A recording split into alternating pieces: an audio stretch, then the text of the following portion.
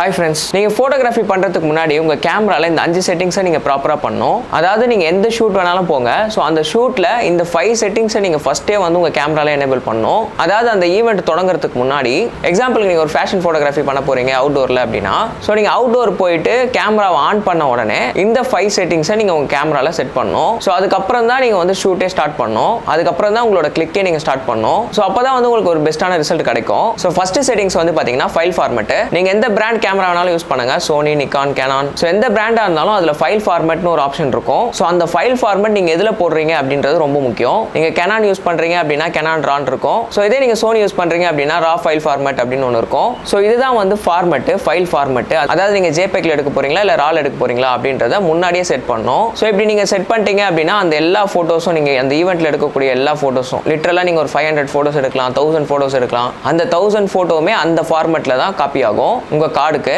எக்ஸாம்பிளுக்கு நீங்க வந்து RAW ஃபைல் ஃபார்மட்ல வைக்கிறீங்க அப்படினா அந்த RAW ஃபைல் ஃபார்மட்ல தான் அந்த 1000 போட்டோஸ்மே இருக்கும். சோ அதனால ஒரு ஃபைல் ஃபார்மட் சூஸ் பண்றது ரொம்பவே முக்கியம். சோ RAW வைக்க போறீங்களா JPEG வைக்க போறீங்களா அப்படின்றத நீங்க தான் டிசைட் பண்ணனும் அந்த ஈவென்ட்க்கு ஏத்த மாதிரி. சோ RAW வச்சீங்க அப்படினா அதுல many benefits இருக்கு. பட் அதுல டிஸ்அட்வான்டேஜும் இருக்கு. சோ அதே மாதிரி நீங்க JPEG வச்சாலும் அதுலயும் நிறைய அட்வான்டேஜ் இருக்கு. அதே மாதிரி அதுலயும் டிஸ்அட்வான்டேஜ் இருக்கு. சோ RAW JPEG பத்தி உங்களுக்கு இன்ஃபர்மேஷன் தெரியணும் அப்படினா நிறைய வீடியோஸ் இருக்கு YouTubeலயே. சோ அதை நீங்க பார்த்து உங்களுக்கு எது ஷூட் ஆகுமோ அந்த ஃபைல் ஃபார்மட் நீங்க செட் பண்ணிக்கலாம். பட் இருந்தாலும் நான் இந்த வீடியோலயே ஒரு சின்ன எக்ஸாம்பிள் தரேன். சோ RAW ஃபைல் ஃபார்மட் நீங்க எதுக்காக வைக்கணும் அப்படினு பாத்தீங்கன்னா சோ RAW அப்படின்றது வந்து பாத்தீங்கன்னா ஒரு RAW மெட்டீரியல் மாதிரி. லிட்டரலா இது வந்து பாத்தீங்கன்னா ஒரு ஃபார்மட்டே கிடையாது. இது ஒரு ஃபார்மட் கன்வர்ஷனே நடக்கல. எக்ஸாம்பிளுக்கு கவ் மில்க் பாத்தீங்கன்னா அந்த கவ் மில்க் நீங்க கறந்த உடனே பாத்தீங்கன்னா அது ஒரு pure form of milk. So அந்த மில்க் வந்து எந்த ஒரு கன்வென்ஷனும் பண்ணாம இருக்கு. அதுதான் வந்து RAW ஃபார்மட். சோ இப்போ அதே மில்க் வந்து பாத்தீங்கன்னா அதுல இருக்க புரோட்டீன் கண்டென்ட் அதெல்லாம் எடுத்துட்டாங்க அப்படினா அது வந்து ஸ்கீம்டு மில்க் அப்படினு சொல்லுவாங்க. சோ அந்த ஸ்கீம்டு மில்க் தான் வந்து பாத்தீங்கன்னா JPEG மாதிரி. அதாவது RAW மில்க் நீங்க எந்த ஃபார்ம்ல வேணாலும் சேஞ்ச் பண்ண முடியும். எக்ஸாம்பிளுக்கு அதை வந்து தயிரா மாத்தலாம், வெண்ணெயா மாத்தலாம், அதே மாதிரி அது நெய்யா மாத்தலாம். சோ இந்த மாதிரி நிறைய இருக்கும். இதெல்லாம் ஒரு ஃபைல் ஃபார்மட் மாதிரி. பட் RAW இருந்தா தான் இதெல்லாம் பண்ண முடியும். சோ அதனால RAW வந்து ரொம்ப இம்பார்ட்டன்ட். அதாவது நீங்க எடுக்கிற போட்டோஸ்லாம் நல்லா எடிட் பண்ணி நீங்க யூஸ் பண்ணுவீங்க அப்படினா அப்போ உங்களுக்கு RAW ஃபார்மட் தான் கரெக்ட்டா இருக்கும். ஏன்னா RAWல வந்து ஸ்ட்ரெngth அதிகமா இருக்கு அந்த ஃபைல். அதனால உங்களுக்கு எடிட்டிங் ஃப்ளெக்சிபிலிட்டியும் ரொம்ப நல்லா இருக்கும். பட் JPEG அப்படி கிடையாது. அது ஆல்ரெடி வந்து ஃபார்மட் வந்து சேஞ்ச் ஆகி ஒரு கன்வென்ஷன் ஆயிடுச்சு. இப்போ இதுக்கு அடுத்து நீங்க எடிட் பண்ணும்போது அந்த இமேஜ்ல அவ்வளவு ஸ்ட்ரெngth இருக்காது. அதை போய் நீங்க ரொம்ப புஷ் பண்ணீங்க எடிட்டிங்ல அப்படினா அதனால பண்ண முடியாம போலாம். சோ அதே மாதிரி நீங்க எதிர்பார்த்த ரிசல்ட் வந்து JPEGல கிடைக்க முடியாம போறதுக்கு நிறைய வாய்ப்பு இருக்கு. எக்ஸாம்பிளுக்கு இந்த ஷேடோ ரெக்கவரி, ஹைலைட் ரெக்கவரிலாம் அவ்வளவு கிடைக்காது JPEGல. பட் RAWல இது நல்லா கிடைக்கும். பட் RAWல என்ன டிஸ்அட்வான்டேஜ் அப்படின்னு பாத்தீங்கன்னா மெயினா வந்து ஃபைல் சைஸ். அதுல வந்து ஃபைல் சைஸ் ரொம்ப ஜாஸ்தியா போகும். எக்ஸாம்பிளுக்கு ஒரு போட்டோவே வந்து பாத்தீங்கன்னா நீங்க ஒரு 42 மெகா பிக்சல் கேமரா வச்சிருக்கீங்க அப்படின்னா ஒரு ஃபைலே உங்களுக்கு 50 MB 60 MB மேல போறதுக்கு வாய்ப்பு இருக்கு. இதே நீங்க ஒரு 64 மெகா பிக்சல் கேமராலாம் வச்சிருக்கீங்க அப்படின்னா உங்களோட ஒரே ஒரு போட்டோ வந்து பாத்தீங்கன்னா 100 MB மேல போறதுக்கு வாய்ப்பு இருக்கு. இதனால நீங்க தான் டிசைட் பண்ணணும் உங்களுக்கு அவ்வளோ போச்சு அப்படின்னா உங்க கார்டில் அந்த அளவுக்கு ஸ்பேஸ் இருக்கணும், அந்த அளவுக்கு கார்டு ஸ்பீடா இருக்கணும், ரைட் ஆகணும். அதுவும் இல்லாமல் உங்க சிஸ்டம் நீங்க அதை எடுத்து போட்டீங்க அப்படின்னா சிஸ்டம் ப்ராசஸ் பண்றதுக்கு அவ்வளோ உங்களுக்கு சிஸ்டம் ஸ்பீடா இருக்கணும். ஸோ இதை தவிர்த்து நீங்க அதே ஃபார்மட்ல நிறைய போட்டோஸ் எடுக்கிறீங்க அப்படின்னா அதுவே GB அதிகமாக போறதுக்கு வாய்ப்பு இருக்கு. ஸோ உங்க கார்டோட ஸ்பேஸ் கம்மியாகலாம். ஸோ இந்த மாதிரி நிறைய ப்ராப்ளம்ஸ் இருக்கு. மேபி உங்க கார்டு கூட நீங்க நிறைய ஷார்ட்ஸ் எடுத்தீங்க, கார்டு கூட ஃபுல் ஆகிறதுக்கு வாய்ப்பு இருக்கு. ஸோ அப்படி உங்க கார்டு ஃபுல் ஆச்சுன்னா உங்களுக்கு இன்னொரு கார்டு தேவைப்படலாம். ஸோ இந்த மாதிரி நிறைய ப்ராப்ளம்ஸ் இருக்கு. இதெல்லாம் நீங்க தான் பார்த்து ஓவர் கம் பண்ணி நீங்க வந்து RAW வேணுமா வேணாமா அப்படின்றத நீங்க தான் டிசைட் பண்ணணும். பட் RAWல மெயினா நிறைய அட்வான்டேஜ் இருக்கு. நீங்க ஒரு ப்ரொஃபஷனலா ஒரு போட்டோ ப்ராப்பரா எடிட் பண்ணணும், ஒரு ப்ரொஃபஷனலா ஒரு போட்டோ ஷூட் பண்ணணும் அப்படின்னா RAW தான் பெட்டரா இருக்கும் JPEG விட. பட் வெட்டிங் சினாரியோ நீங்க நிறைய போட்டோஸ் எடுக்கிற மாதிரி இருக்கு. லைக் வந்து வெட்டிங்ஸ் அந்த மாதிரி இருக்கு, கேண்டிட் போட்டோஸ் இருக்கு, இந்த மாதிரிலாம் இருக்கு, ட்ரெடிஷனல் போட்டோஸ் இருக்கு. இதுக்கெல்லாம் வந்து RAW வந்து அவ்வளோ தேவைப்படாது. ஏன்னா நீங்க அந்த எல்லா போட்டோஸையும் நீங்க ப்ராசஸ் பண்ண போறதே இல்லை. RAW எதுக்கு மெயினா தேவைப்படும் அப்படின்னா லிட்டரலா நீங்க ஒரு ப்ராடக்ட் ஷூட் பண்றீங்க, அதுக்கப்புறம் வந்துட்டு ஃபேஷன் ஃபோட்டோகிராஃபி பண்றீங்க, இல்ல வெட்டிங்லேயே வந்து பிரைட் அண்ட் க்ரூம் வச்சு போட்டோஸ் எடுக்கிறீங்க. இந்த போட்டோஸ் தான் நீங்க வந்து மேக்ஸிமம் எடிட் பண்ண பார்ப்பீங்க. எடிட் பண்றதுக்கான சான்சஸ் அதிகம். ஸோ அதனால அதை மட்டும் நீங்க RAWல போட்டு மற்ற போட்டோஸ் எல்லாம் JPEGல போறது தான் கரெக்டான சொல்யூஷனா இருக்கும். ஸோ இதை நீங்க தான் டிசைட் பண்ணணும். ஓகே, நெக்ஸ்ட் செட்டிங்ஸ் வந்து பாத்தீங்கன்னா ஒயிட் பேலன்ஸ். ஒயிட் பேலன்ஸ் பத்தி நிறைய பேர் தெரியும். கேமரா யூஸ் பண்றவங்க எல்லாருக்குமே தெரியும். கேமராவோட பேசிக்ஸ் தெரிஞ்ச எல்லாருக்குமே ஒயிட் பேலன்ஸ் பத்தி தெரியும். ஸோ ஒயிட் பேலன்ஸ் அப்படின்றது ரொம்ப சிம்பிள் தான். உங்க கேமராவோட கலரு மேபி அது வார்மா இருக்கலாம், இல்ல ஒரு மாதிரி கூலா இருக்கலாம். ஸோ இந்த மாதிரி 2 டோன் இருக்கு அப்படின்னா அந்த டோனை ப்ராப்பரா பேலன்ஸ் பண்றது தான் ஒயிட் பேலன்ஸ். அதாவது உங்க லைட்டை வந்து நீங்க பேலன்ஸ் பண்றது தான், அதாவது கலர் பேலன்ஸ் பண்றது தான் இந்த ஒயிட் பேலன்ஸ். ஸோ இதை பத்தி உங்களுக்கு டீடைலா தெரியணும் அப்படின்னா ஒயிட் பேலன்ஸ் பத்தின வீடியோஸ் பாத்தீங்கன்னா நல்லா புரியும். ஓகே, இந்த ஒயிட் பேலன்ஸ் வந்து நீங்க மேனுவலா செட் பண்றது தான் ப்ராப்பரா இருக்கும். நீங்க ஆட்டோ ஒயிட் பேலன்ஸ் வைக்கிறீங்க அப்படின்னாலும் ஓகே தான். பட் அது எங்க நீங்க யூஸ் பண்றீங்க அப்படின்றது முக்கியம். எக்ஸாம்பிள் நீங்க ஒரு ரேண்டமா ஷூட் பண்ண நினைக்கிறீங்க, எந்த ஒரு லைட்ஸும் யூஸ் பண்ணல அப்படின்னா நீங்க ஆட்டோ ஒயிட் பேலன்ஸ்ல யூஸ் பண்ணலாம். பட் ஆட்டோ ஒயிட் பேலன்ஸோட பர்ஃபார்மன்ஸ் சில கேமராஸ்ல நல்லா இருக்கும், சில கேமரால போட்டாலும் நல்லா இருக்காது. எக்ஸாம்பிளுக்கு சோனி ஒரு A73 மேல போனீங்க அப்படின்னா அதோட ஆட்டோ ஒயிட் பேலன்ஸ் சிஸ்டமே ரொம்ப நல்லா இருக்கும். அதுவே வந்து ப்ராப்பரா ஒயிட் பேலன்ஸ் வந்து மேனேஜ் பண்ணி உங்களுக்கு நல்ல போட்டோஸ் எடுத்து தரும். பட் இதே வந்து லோயர் எண்ட் கேமராஸ்லாம் நீங்க ஆட்டோ ஒயிட் பேலன்ஸ் செட் பண்ணீங்க அப்படின்னா அது ஏடா கூடமா கலரை வந்து மேனேஜ் பண்ணிரும். எக்ஸாம்பிளுக்கு ரொம்ப வார்ம் ஆக்கிரும், இல்லனா சம் கூல் ஆவறதுக்கு கூட உங்க போட்டோஸ் வாய்ப்பு இருக்கு. சோ அந்த போட்டோஸ் பாத்தீங்க அப்படின்னா ரொம்ப ஆக்வர்டா இருக்கும், கலர் பேலன்ஸே இல்லாத மாதிரி இருக்கும். இது வந்து நீங்க தான் முடிவு பண்ணிக்கணும் உங்களுக்கு இது கரெக்டா இருக்குமா அப்படின்றத. பட் என்ன பொறுத்த வரைக்கும் நீங்க மேனுவலா கெல்வின்ல செட் பண்றது ரொம்ப நல்ல விஷயம் எல்லா டைம்லயுமே. பட் அக்கேஷனலா நீங்க ஒரு ரேண்டமா ஷூட் பண்றீங்க, ஒரு டிராவல் போட்டோகிராஃபி அந்த மாதிரி தான் பண்றீங்க, உங்களுக்கு அவ்வளோ ஒன்றும் அந்த போட்டோல கலரிங் அவ்வளோ இம்பார்ட்டன்ஸ் இல்லை அப்படின்னும் போது நீங்க தாராளமாக ஆட்டோ ஒயிட் பேலன்ஸை செட் பண்ணி எடுக்கலாம். பட் லைட்ஸ் வச்சு யூஸ் பண்ணும்போது, எக்ஸாம்பிளுக்கு நீங்க ஸ்டூடியோ லைட்டிங்ஸ் யூஸ் பண்ணும்போது, இல்லை ஒரு மண்டபத்தில் போய் அங்கே லைட் செட் பண்ணி அங்கே யூஸ் பண்ணும்போது அப்போல்லாம் நீங்கள் மேனுவலாக தான் செட் பண்ணணும். ஏன்னா லைட்டோட சிங்க் வந்து பார்த்தீங்கன்னா அது இன்டர்னல் கிடையாது, கேமராவோட கிடையாது, அது அவுட் சிங்க். ஸோ அது ஃப்ளாஷ் ஆச்சு அப்படின்னா அதோட கலர் டோட்டலாக மாறிடும் நீங்கள் ஆட்டோவில் வைக்கும் போது. ஸோ ஒரு வாட்டி நீங்கள் ஃப்ளாஷ் பண்ணி அந்த ஃபோட்டோவை பார்த்து அந்த ஃபோட்டோவில் இருக்க கலரை அட்ஜஸ்ட் பண்ணி நெக்ஸ்ட் ஃபோட்டோ எடுத்து பாருங்க. ஸோ அந்த ஃபோட்டோவும் கரெக்டாக இல்லைனா தேர்ட் ஃபோட்டோ எடுத்து அதை அட்ஜஸ்ட் பண்ணிக்கோங்க. ஸோ இப்படி தான் நீங்கள் லைட்ஸ் வைக்கும் போது அட்ஜஸ்ட் பண்ணுற மாதிரி இருக்கும். அதுவும் மேனுவலாக தான் பண்ணணும், கெல்வின்ல பண்ணுற மாதிரி இருக்கும். ஆட்டோவில் வந்து அது கலர் அன்பேலன்ஸாக இருக்கும். ஸோ அதை நீங்கள் தான் பார்த்துக்கணும். ஸோ அதனால் நீங்கள் ஃபோட்டோ ஷூட் ஸ்டார்ட் பண்ணுறதுக்கு முன்னாடி இந்த செட்டிங்ஸை நீங்கள் ப்ராப்பராக உங்கள் கேமராவில் செட் பண்ணணும். நெக்ஸ்ட் செட்டிங் வந்து பார்த்தீங்கன்னா ஃபோக்கஸ் மோடு. ஃபோக்கஸ் மோட் அப்படின்றது கேமராக்கு ரொம்ப முக்கியம். ஸோ நீங்கள் எந்த ஃபோக்கஸ் சிஸ்டம் வைக்கிறீங்க அப்படின்றத பொறுத்து தான் உங்களோட ஃபோக்கஸ் ட்ராக்கிங் ப்ராப்பராக வேலை செய்யும். எக்ஸாம்பிளுக்கு சோனி கேமரா எடுத்துட்டீங்க அப்படின்னா அதில் ஃபோக்கஸ் மோட் நிறைய இருக்கு. ஃபோக்கஸ் மோட்லேயே பார்த்தீங்கன்னா கண்டினியூஸ் AF இருக்கு,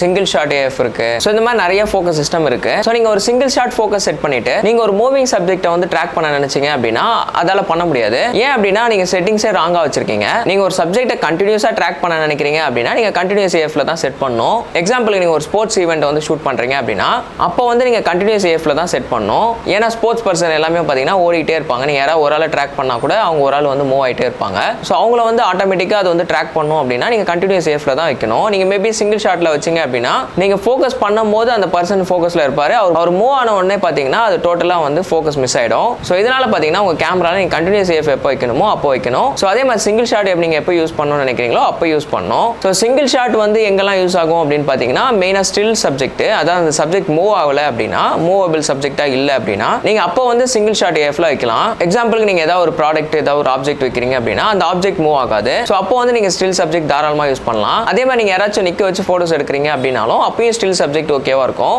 ஏன்னா நீங்கள் நிற்க வச்சு போஸ்ட் பண்ணுவீங்க, அவங்க மூவ் ஆக போகிறது இல்லை. அப்படின்னும் போது நீங்கள் சிங்கிள் ஷாட்டில் வைக்கலாம். பட் இதே வந்து நீங்கள் ஒரு சைல்டை ஃபோட்டோ எடுக்கிறீங்க, சில்ட்ரனை ஃபோட்டோஸ் எடுக்கிறீங்க அப்படின்னா ஸோ அப்போ வந்து நீங்கள் நிற்க சொல்லி எடுக்க முடியாது. ஏன்னா நிற்க சொன்னாலும் சம்டைம்ஸ் அவங்க மூவ் ஆகிறதுக்கு வாய்ப்பு இருக்குது. அப்படி மூவ் ஆனாங்க அப்படின்னா உங்கள் ஃபோக்கஸ் வந்து மிஸ் ஆகிடும். ஸோ அப்போ வந்து நீங்கள் கண்டினியூஸ் AFல போட்டுக்கலாம். ஸோ இதெல்லாம் வந்து நீங்கள் தான் மேனேஜ் பண்ணணும். மூவி சப்ஜெக்டாக இருந்துச்சு அப்படின்னா கண்டினியூஸ் AF போடலாம், ஸ்டில் சப்ஜெக்டாக இருந்துச்சு அப்படின்னா சிங்கிள் ஷாட் AFல வைக்கலாம். பட் எப்போவுமே நீங்கள் ஒரு செட்டிங்ஸ் வச்சு யூஸ் பண்ணணும்னு நினைக்கிறீங்க அப்படின்னா continuous AF most of the டைமுக்கு கரெக்டாகவே இருக்கும். ஸோ சம்டைம்ஸ் அந்த கண்டினியூஸ் AF கூட உங்களுக்கு வேலை செய்யாமல் போகலாம் நீங்கள் ஸ்டில் சப்ஜெக்ட்டுக்கு ஏதாவது பிளான் பண்ணும்போது. ஸோ அப்போ வந்து நீங்கள் அதை ஸ்விட்ச் பண்ணி யூஸ் பண்ணிகிட்டே தான் இருக்கணும். But most of the time வந்து பார்த்தீங்கன்னா ஒரு 80% வந்து உங்களுக்கு கண்டினியூஸ் AFலே ஃபோக்கஸ் சிஸ்டம் கரெக்டாக இருக்கும். நீங்கள் அதை வச்சே யூஸ் பண்ணலாம் மேக்ஸிமம் டைமில்.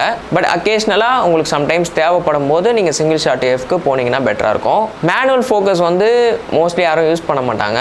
சம்டைம்ஸ் நீங்கள் யூஸ் பண்ணணும்னு நினச்சிங்க அப்படின்னா அப்போ மட்டும் மேனுவல் ஃபோக்கஸ் போட்டுட்டு அதுக்கப்புறம் வந்து நீங்கள் ஆட்டோ ஃபோக்கஸ் போய்க்கலாம். சம்டைம்ஸ் உங்களுக்கு வந்து க்ளோஸான சப்ஜெக்ட் போகும்போது சம்டைம்ஸ் ஆட்டோ ஃபோக்கஸ் வேலை செய்யாமல் போகலாம். அப்போ வந்து நீங்கள் மேனுவல் ஃபோக்கஸில் உங்கள் கேமராவை போட்டுட்டு நீங்கள் அப்போ மேனுவலாக அட்ஜஸ்ட் பண்ணி ஃபோக்கஸ் பண்ணிக்கலாம். ஸோ அந்த டைமில் மேபி யூஸ் பண்ணலாம். But most of the time நீங்கள் ஒரு 98% வந்து பார்த்தீங்கன்னா ஆட்டோ ஃபோக்கஸ் தான் யூஸ் பண்ண போகிறீங்க. இந்த 2% எப்பயாவது உங்களுக்கு அக்கேஷனலாக தேவைப்படும் போது மட்டும்தான் இதை நீங்கள் யூஸ் பண்ணுவீங்க மேனுவல் ஃபோக்கஸ். ஸோ அதனால் உங்கள் கேமரா செட்டிங்கை 98% வந்து நீங்கள் வந்து AFCலேயே வச்சு யூஸ் பண்ணலாம், அதாவது கண்டினியூஸ் AFல. ஓகே, இதுக்கு அடுத்த செட்டிங்ஸ் வந்து பார்த்தீங்கன்னா ஃபோக்கஸ் ஏரியா. ஃபோக்கஸ் ஏரியா அப்படின்றதும் ரொம்ப முக்கியம் தான், ஃபோட்டோகிராஃபி ஆனாலும் சரி வீடியோகிராஃபி ஆனாலும் சரி. ஸோ ஃபோக்கஸ் ஏரியா அப்படின்றது எந்த இடத்துல வந்து உங்களுக்கு ஃபோக்கஸ் பாயிண்ட்ஸ் வந்து வேலை செய்யணும் அப்படின்றத நீங்கள் தான் வந்து டிசைட் பண்ண போகிறீங்க.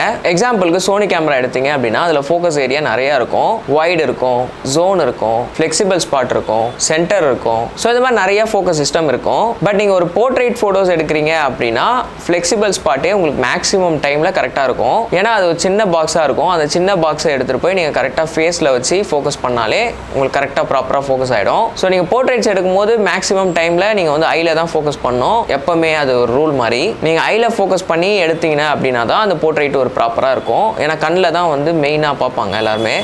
ஸோ அப்போ அந்த கண்ணு வந்து ப்ராப்பராக ஃபோக்கஸில் இருக்கணும்.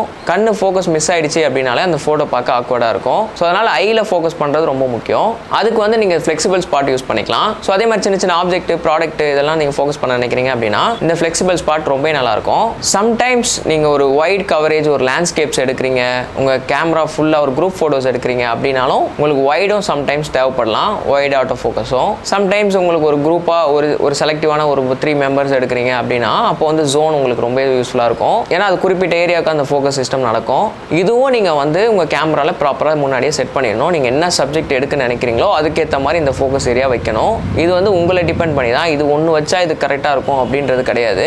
அந்த இடத்த பார்த்து அந்த என்விரான்மெண்ட்டுக்கு ஏற்ற மாதிரி நீங்கள் செட் பண்ணணும். அதுதான் ரொம்ப முக்கியம். ஸோ என்னை பொறுத்த வரைக்கும் இந்த ஃபோக்கஸ் ஏரியாவில் எது வச்சா மேக்ஸிமம் டைமில் இது கரெக்டாக இருக்கும் அப்படின்னு கேட்டிங்கன்னா இது வந்து டிபெண்ட்ஸ் தான். உங்களோட ஒர்க்கை பொறுத்து தான் நீங்கள் மாற்றுற மாதிரி இருக்கும். ஒரு ஒர்க்குக்கு நீங்கள் ஒரு மாதிரி தான் மாற்றி தான் ஆகணும். அது ஒன்றுமே பண்ண முடியாது.